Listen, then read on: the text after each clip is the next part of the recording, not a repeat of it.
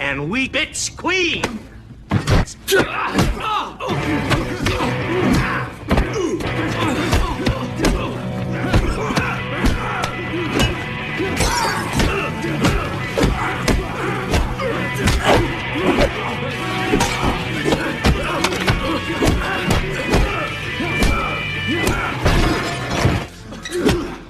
Akib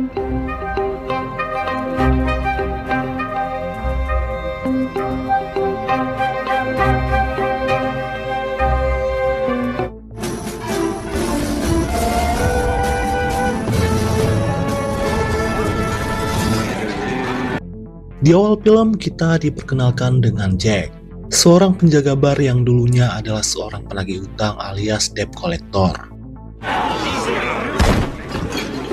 Saat itu di bar tersebut ada sekelompok preman yang tengah membuat onar. Jack sudah menegur mereka semua secara baik-baik agar tidak membuat keributan di sini. Namun peringatan dari Jack malah membuat para preman tersinggung. Mereka lantas mencaci maki Jack sembari menantangnya berduel. And we bitch queen. Awalnya Jack enggan meladeni mereka semua karena Jack tidak ingin dipecat dari pekerjaannya. Tapi karena mereka terus menghina dan mencaci maki Jack, kesabaran Jack pun habis dan langsung membrutal.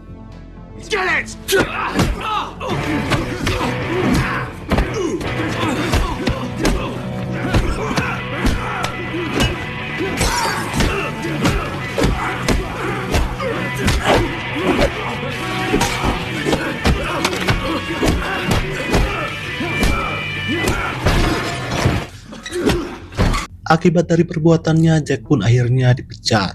Pada saat yang sama, Jack dikunjungi oleh sahabat lamanya yang diketahui bernama Martin. Saat itu juga Martin mengajak Jack makan siang.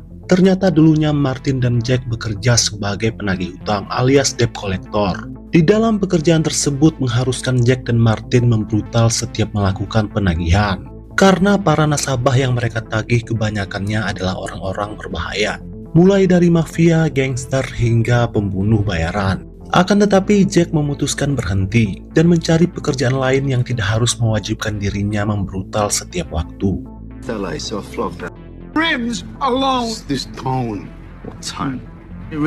Martin lantas mengajak Jack kembali bekerja sebagai penagih hutang. Karena klien mereka kali ini bersedia membayar 2 kali lipat dari bayaran mereka sebelumnya. Jack yang sekarang pengangguran dengan terpaksa menerima tawaran kerja dari Martin, yaitu menagih hutang kepada para bandit berbahaya.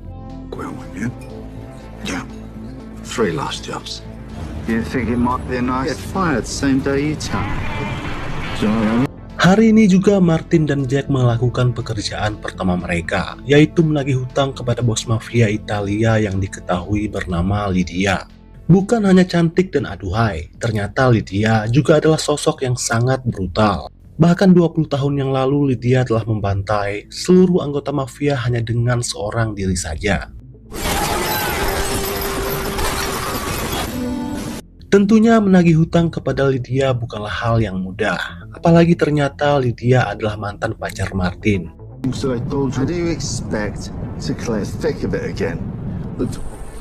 Saat berada di pom bensin, Jack menyadari ada sebuah mobil hitam yang sedari tadi mengikuti mereka berdua. Kemudian Jack menghampiri mobil hitam tersebut.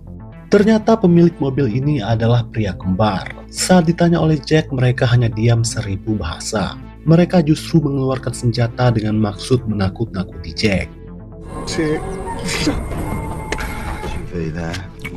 Ternyata Martin sudah mengetahui perihal si kembar tersebut, yang 2 hari belakangan terus mengikuti kemanapun Martin pergi. Akan tetapi Martin tidak menghiraukan mereka berdua, karena Martin sangat yakin kalau si kembar itu diutus oleh kliennya, yaitu untuk memantau pekerjaan Martin dalam menagih hutang.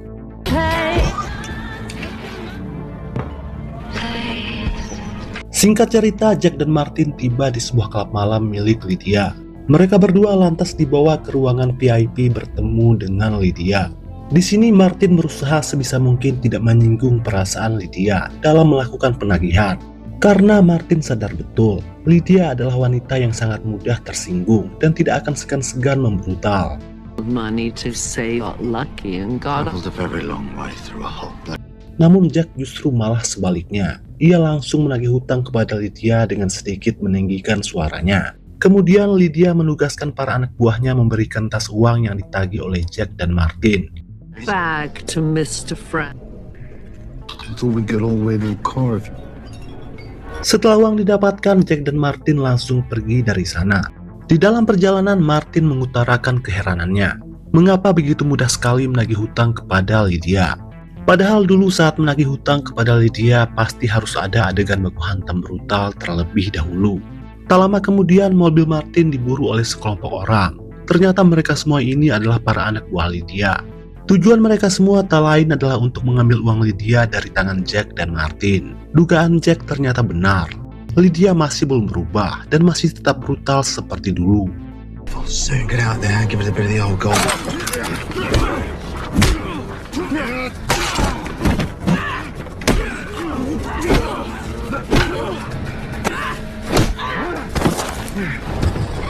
Kemudian mereka berdua kembali dihampiri oleh si kembar. Mereka memuji aksi Jack dan Martin yang mampu melumpuhkan para anak buah Lydia tanpa menggunakan senjata. Setelah itu Martin mengajak Jack menginap di sebuah hotel untuk beristirahat sejenak. Tapi Jack menolak dan tetap bersikeras menuntaskan pekerjaan mereka hari ini juga.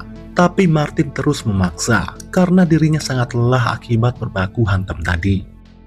I'm rested if I'm expected to get... Don't work. Di dalam kamar hotel, Martin lantas menghubungi bosnya yang diketahui bernama Arman. Ternyata saat ini Arman sedang disandra oleh sekelompok gangster.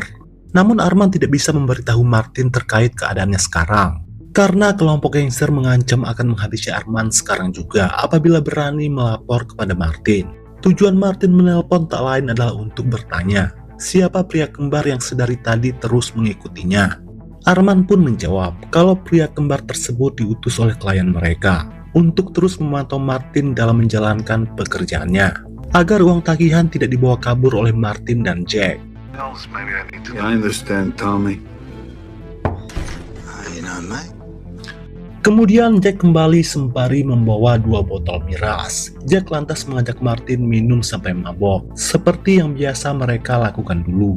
Namun Martin menolak karena dirinya sudah berhenti minum sejak 4 tahun yang lalu. Life, not to be honest. We're tight, right? That's beautiful, mate. Glad you're still alive, mate. Di keesokan paginya, Jack dan Martin kembali melanjutkan penagihan. Orang yang mereka tagih kali ini adalah seorang pelatih tinju. Ia diketahui bernama Marcel. Singkat cerita, Jack dan Martin tiba di tempat latihan tinju yang dikelola oleh Marcel.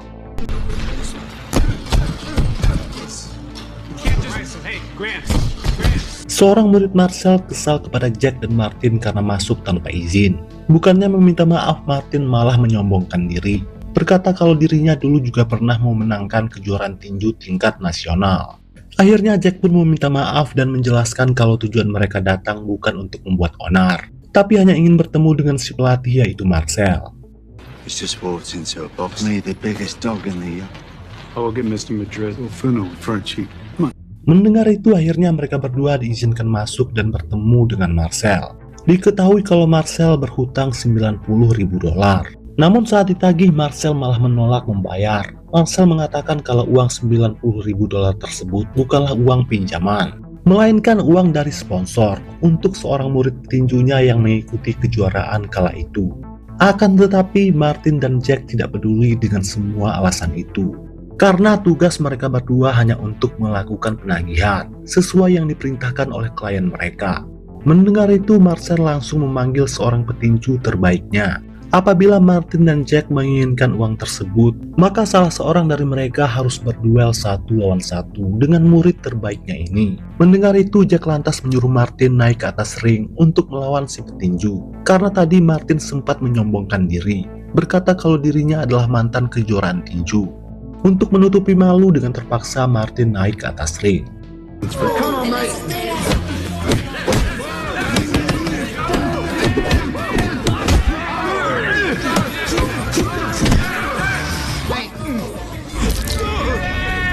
Dan kurang dari 2 menit saja Martin pun tumbang di atas ring.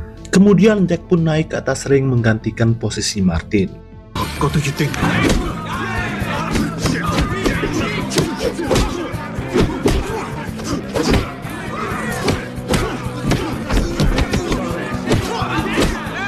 Jack yang menguasai bela diri gaya bebas tentu menjadi kewalahan menghadapi teknik pukulan tinju. Berada dalam posisi terpojok, Jack dengan terpaksa menggunakan kedua kakinya untuk melakukan perlawanan, di mana hal tersebut sangat dilarang dalam pertandingan tinju.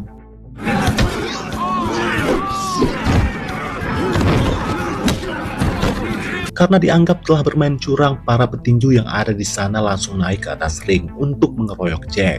Pada saat yang bersamaan, Marcel pun datang sembari menodongkan senjata. Untungnya senjata tersebut berhasil dirampas oleh Martin. Kemudian Martin mengancam akan menembak mereka semua apabila Marcel masih bersikeras menolak membayar hutangnya. Sehingga dengan terpaksa Marcel pun membayar hutangnya. Setelah itu Jack dan Martin bergegas pergi dari sana. Bubbles. Move. Bring him. Let me tell you. Saat berada di restoran, Jack dan Martin kembali dihampiri oleh si kembar. Mereka kembali memuji aksi brutal Jack dan Martin yang berani melawan para petinju profesional. Martin langsung bertanya, siapa nama orang yang mengutus si kembar ini? Si kembar lantas menjawab, kalau yang mengutus mereka berdua adalah seseorang yang diketahui bernama Charlie. Mendengar itu, Martin kembali bertanya, siapakah sebenarnya Charlie? Untuk pertanyaan yang ini, si kembar enggan menjawabnya. Si kembar hanya mengatakan kalau sebentar lagi Jack dan Martin pasti akan tahu siapa Charlie sebenarnya. You will be correct, General. But I ain't something special. It's for your next job. Cuz. Now. Back. Kemudian Martin kembali menghubungi atasannya yaitu Arman. Martin bertanya siapakah Charlie yang dimaksud oleh si kembar. Arman lantas memberitahu kalau Charlie adalah seorang bos gangster yang ingin balas dendam kepada Jack dan Martin atas kematian saudaranya. Ternyata 3 tahun yang lalu Jack dan Martin telah menghabisi saudara Charlie yang merupakan seorang bos mafia. Maka dari itulah Charlie lantas menculik dan menyandera Arman. Kemudian Charlie memaksa Arman untuk menugaskan Jack dan Martin untuk menagih hutang kepada semua orang yang pernah berhutang kepada saudara Charlie yang dihabisi oleh Jack dan Martin. Apabila Jack dan Martin menolak menjalankan tugas dari Charlie, maka Charlie mengancam ia akan menghabisi Arman. Dengan kata lain, sekarang bos Jack dan Martin bukan lagi Arman, melainkan Charlie si bos gangster. Depends on you. Must be my blood. Self-defense. Before, give me 3 steps ahead. French and Sue, close up. Demi keselamatan bosnya yaitu Arman, Martin pun dengan terpaksa menyelesaikan tugas terakhir dari Charlie. Namun Martin masih merahasiakan ini semua dari Jack, karena Jack pasti menolak menjalankan tugas dari Charlie, orang yang ingin menghabisi mereka berdua. Orang terakhir yang akan mereka tagih adalah seorang bos mafia yang diketahui bernama Jordan. Mereka sengaja membawa senjata, karena Jordan dikenal sangat brutal dan memiliki ratusan anak buah. Namun setibanya di tempat tujuan ternyata ini bukanlah markas mafia, tapi hanyalah sebuah bengkel biasa yang tidak memiliki pengawal sama sekali.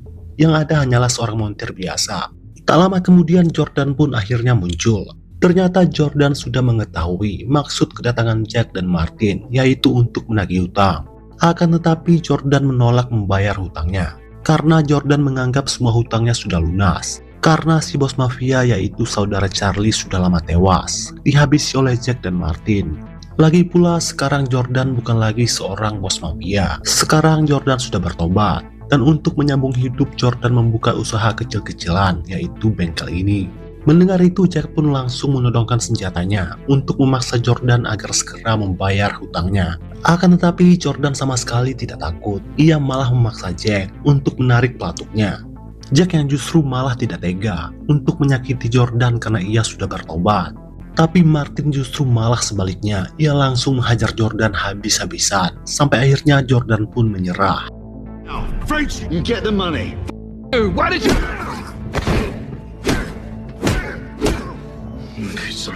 Kemudian Jordan menyuruh montirnya mengambil semua uang simpanannya untuk diserahkan kepada Jack dan Martin guna melunasi semua hutangnya. Namun sialnya si montir malah membawa kabur semua uang simpanan Jordan. Saat itu juga Jack pun langsung mengejarnya.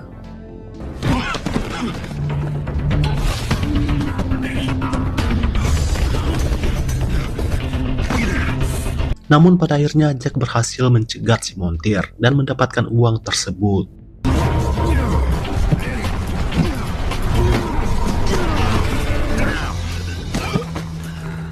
Kemudian Jack kembali lagi ke bengkel. Akhirnya Martin pun jujur kalau yang menugaskan mereka sebenarnya adalah Charlie, seorang bos gangster yang ingin balas dendam kepada Jack dan Martin yang telah menghabisi saudaranya 3 tahun yang lalu.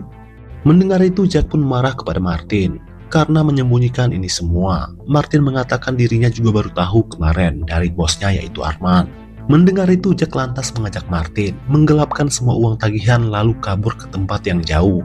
Karena Jack yakin apabila semua uang itu diserahkan, Charlie tetap akan menghabisi Jack dan Martin, yaitu untuk balas dendam atas kematian saudaranya. Tapi Martin menolak karena saat ini bos mereka yaitu Arman sedang disandra oleh Charlie. Jika uang itu mereka gelapkan, Charlie pasti akan menghabisi Arman. Martin tidak ingin itu terjadi karena Martin masih berhutang budi kepada Arman yang telah banyak menyelamatkan nyawanya. You understand? Fucking stupid, that's what purpose. French, okay? Gotta listen to me now. Tapi Jack tidak peduli dan malah menantang Martin berduel. Apabila Jack menang, maka semua uang tagihan akan menjadi miliknya. Namun Martin menolak berduel dengan Jack. Bahkan saat dihajar, Martin hanya diam saja dan tidak melakukan perlawanan.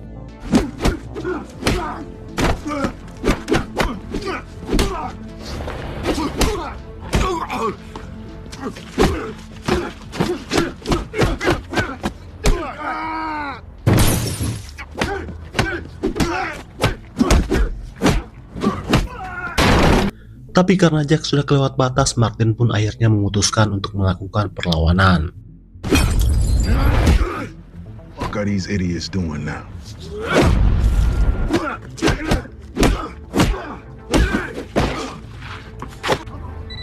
Not to themselves right now.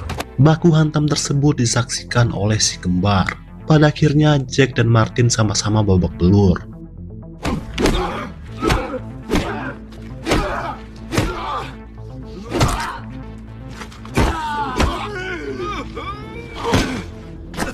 Kemudian si kembar turun dari mobil dan lantas mengambil semua uang tagihan.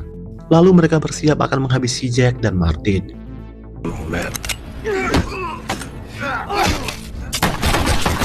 Namun keadaan malah berbalik. Si kembarlah yang justru pada akhirnya tewas dihabisi oleh Jack dan Martin. Akhirnya Jack pun mengalah dan menyerahkan semua uang tagihannya kepada Martin. Kemudian Jack pun pergi tanpa membawa uang sepersen pun.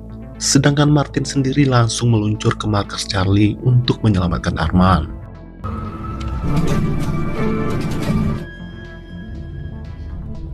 Singkat cerita, Martin tiba di tempat tujuan. Kemudian Martin menyerahkan uang tersebut dan memohon kepada Charlie agar melepaskan Arman. Namun sesuai dugaan Jack, Charlie menolak melepaskan Arman. Charlie juga akan menghabisi Arman, karena secara tidak langsung Arman juga terlibat dalam menghabisi saudaranya. Di saat mereka bersiap akan menghabisi Martin dan Arman, Jack pun muncul dan inilah yang ia perbuat.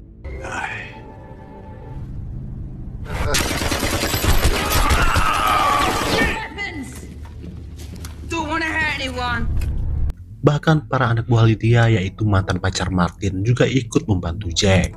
Di tengah baku hantam, Charlie berhasil menghabisi Arman.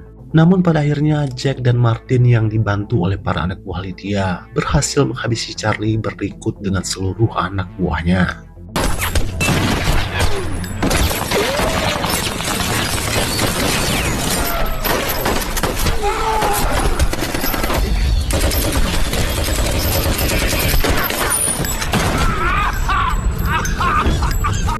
Setelah itu Jack membawa Martin yang tengah sekarat pergi dari markas tersebut. Ternyata sudah ada Lydia yang menunggu mereka berdua. Rupanya Jack sudah membuat kesepakatan dengan Lydia, yaitu membantu mereka dalam menghabisi Charlie berikut dengan seluruh anak buahnya, yaitu dengan syarat semua uang Lydia harus dikembalikan lagi.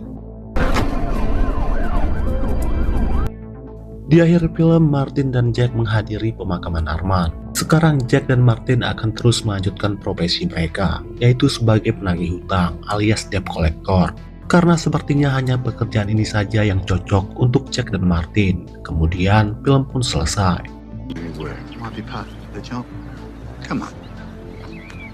Anybody, mate. mate. This is You and we bitch queen.